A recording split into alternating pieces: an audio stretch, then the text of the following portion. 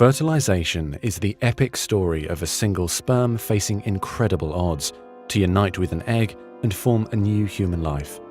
It is the story of all of us.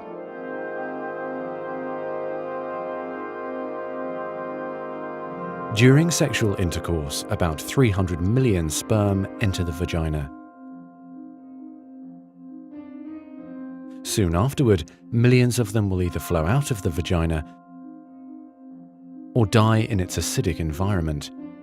However, many survive because of the protective elements provided in the fluid surrounding them. Next, the sperm must pass through the cervix, an opening into the uterus. Usually, it remains tightly closed, but here the cervix is open for a few days while the woman ovulates. The sperm swim through the cervical mucus, which is thinned to a more watery consistency for easier passage. Once inside the cervix, the sperm continues swimming toward the uterus, though millions will die trying to make it through the mucus. Some sperm remain behind, caught in the folds of the cervix, but they may later continue the journey as a backup to the first group. Inside the uterus, muscular uterine contractions assist the sperm on their journey toward the egg.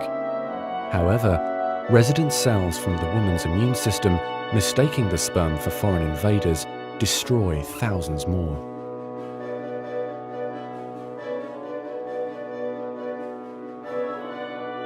Next, half the sperm head for the empty fallopian tube, while the other half swim toward the tube containing the unfertilized egg.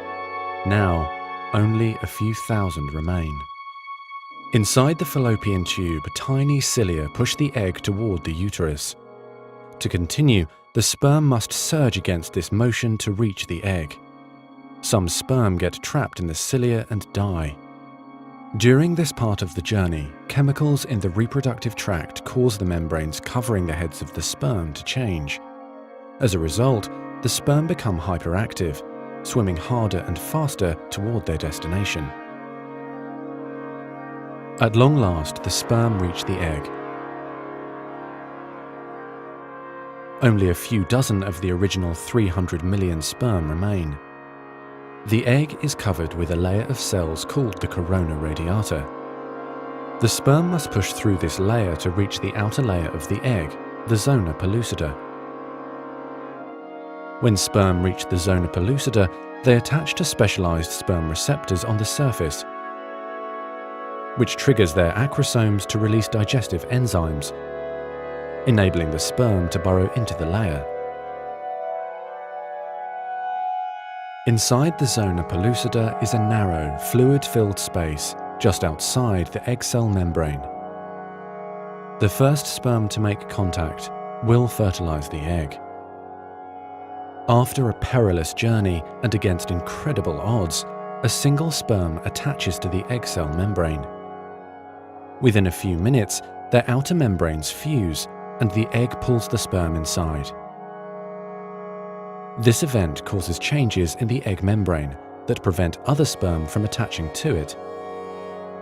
Next, the egg releases chemicals that push other sperm away from the egg and create an impenetrable fertilization membrane.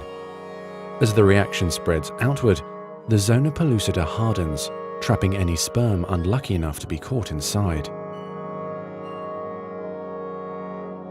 Outside the egg, sperm are no longer able to attach to the zona pellucida. Meanwhile, inside the egg, the tightly packed male genetic material spreads out. A new membrane forms around the genetic material, creating the male pronucleus. Inside, the genetic material reforms into 23 chromosomes.